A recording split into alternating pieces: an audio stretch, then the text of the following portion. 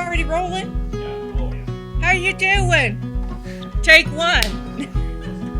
I feel like the funniest moments are created from moments that weren't funny in the moment. Bedtime, when he falls asleep. Got you. Talk to you. Okay, and I should know this, literally, but whatever. There was one time where I actually told him, Xavier, you can't have any cake. It's too late. You can't do that. A few moments later, he comes downstairs and he sees me eating that same piece of cake. And so he's telling me, Mom, you're not supposed to eat that. That's not good for you. And so I had to kind of put the cake away and go about my way. So he taught me a little something that I told him. To me, being a spiritual mother is leading someone, a new Christian that is following Christ, that needs to be discipled, needs to be loved, needs to be prayed for and encouraged, and needs to be there for him. One thing I didn't expect about being a mom was pretty much just having to be selfless. I feel like a lot of times nothing that I do involves myself. It has to be all about my kids all the time. Anything that I do, anything that I think about, anything that I want to do, I have to think about them as well. And I figured that would be it, but I never knew how much it would be. What helps me stay connected to God when motherhood is very overwhelming? Just trying to stay in His presence. Just getting into my word and just reading my word. And sometimes I'll have to call up my best friend Tracy and be like, hey, I need some extra prayers right now because it's a struggle right now. I would say the sacrifice.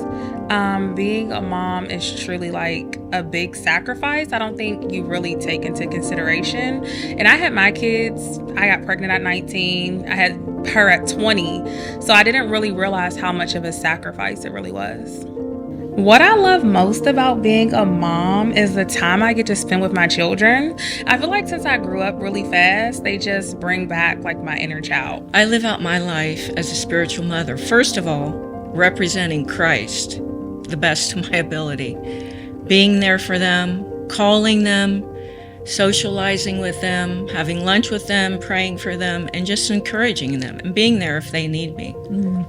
I think community is important.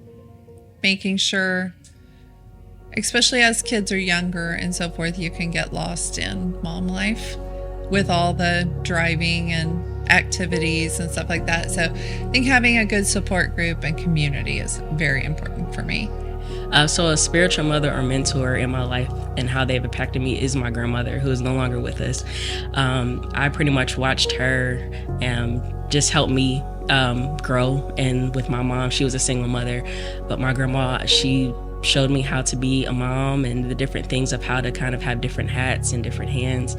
And so my grandma, really her faith in God as well as being her strength and source, being a mom and a grandmother, also really showed me a lot as well in my time. So I would say my grandmother for sure. She was a great example of how to be that. So I would say a spiritual mentor has been my best friend. She's only 5 years older than me. Her name is Elena. And I think she just taught me the meat of the word. So when I met everyone, in my friend group, I would say I was definitely a babe. I didn't know much about anything. And she just really taught me how to just cry out to God. She taught me a lot about spiritual warfare. She helped me get a lot of spiritual stamina and just really showed me how to submit to God. Told me to just enjoy every year of their life, of your kid's life. Don't get caught up on the baby years or don't get caught up on the toddler years. Just enjoy every season and every year. And that's one thing I tried to do, even going into the boys being adults, just trying to stay focused on that, what season we're in, and enjoy that. Be there for them. Raising up, I would give advice to those women raising up children to be there for them, listen to them, pray for them, encourage them.